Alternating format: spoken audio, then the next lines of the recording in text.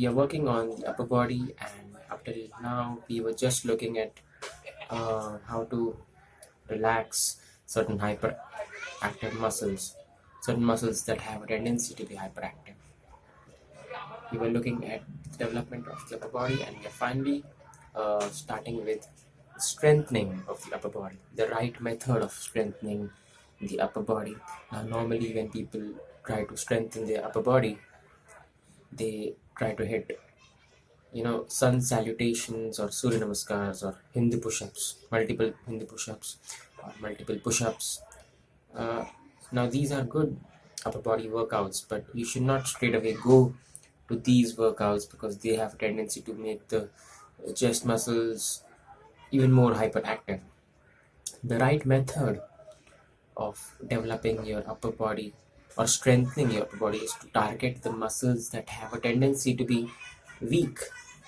Namely, like for example, while talking about the muscular imbalance known as the upper cross syndrome, I spoke about specific weakness in the middle and lower back, as well as in the upper chest, the front of the neck and upper chest, as well as the side of the chest, which is the serratus anterior. Those are the muscles that are actually weak in most of the human beings. So whenever you start working out your upper body, you should directly target those muscles, namely the serratus anterior, which is the muscle by the side of the chest, and then the upper chest, front of the neck, upper chest, as well as the lower back and the middle back. Those are the muscles that you should first target. And the right posture for targeting these muscles is the wheel pose. So this video is about yoga practice class number 17, the wheel pose or the Chakrasana. So let us just have a look at how to practice this posture. And this is actually the right method. Whenever you start strengthening your upper body, always go to this posture, this workout first. This will ensure that the muscles that are typically weak in the human body are first strengthened, and then you should move on to the other muscles. So this is the right approach, the first step towards proper strengthening of the upper body. So whenever you start performing this posture, what you need to do is you need to place the palms next to the side of the head in such a way that the thumbs are pointing towards the neck and the fingers should point towards the shoulders like this. And then when you're trying to attempt the posture, you should always first breathe in and then breathe out and lift your body up.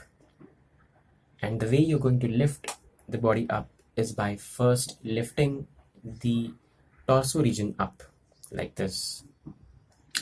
Then the weight is shifted towards the shoulders and the neck, at the back of the neck.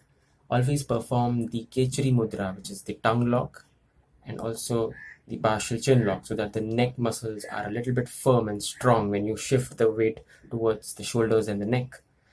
If you haven't checked out the video on the tongue lock, you can check out that video. The link is in the description below. So the first thing that you do is you shift the weight towards the shoulders and the neck like this. And then as you breathe out, you should slowly put the weight on the palms and then lift the entire body up by putting the weight on this L-shaped portion of the palm. The weight should fall on this portion of the palm. I would like to call it the ball of the palm. Just like that is the ball of the foot, this is the ball of the palm. You shift the weight on this portion, this L-shaped portion of the palm, and then lift your body up by breathing out. So when you do that, so this will engage certain muscles of the upper body, and then you slowly shift the body towards the palms. Initially the weight will be on the legs and the palms, and you slowly try to bring the head between the two arms and then try to shift the entire weight on the palms as much as possible. Initially you can do it with the heels on the floor, and later on, as you develop your practice, you can even lift the heels up and further put the weight on the palms. So this is This is how you perform this posture. You're trying to maintain the posture for 30 seconds and then do it 4 times.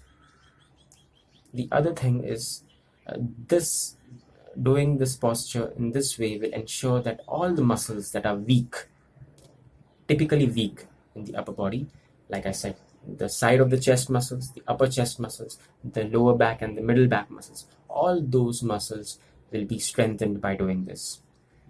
Then later, when you further practice, you can practice this and develop your body in a way that it becomes more flexible.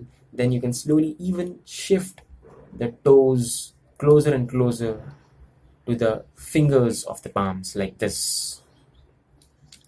This will further shift the body weight to the palms. Try to keep the head between the two arms and try to bring the toes as close to the fingers as possible. This is what you do after you have reached a certain level practicing this posture. And then later on, you can even lift the head up and try to bring the chin to the chest in the final position. This will ensure that the muscles in the front of the neck, which are again typically weak, along with the upper chest muscles, the muscles in the front of the neck, they are typically weak in the upper body of most human beings. So this doing the posture this way, with the chin tucked towards the chest, this will engage all the muscles, mainly the front of the neck, the upper chest, the side of the chest, the middle back, and the lower back. All these muscles, which are typically weak, they will get engaged and they will get strengthened if you maintain this again for 30 seconds and do it 4 times. So this was the whole process of doing the Chakrasana, which is the wheel pose, and then gradually increasing the intensity and increasing the level of the posture. So that is it.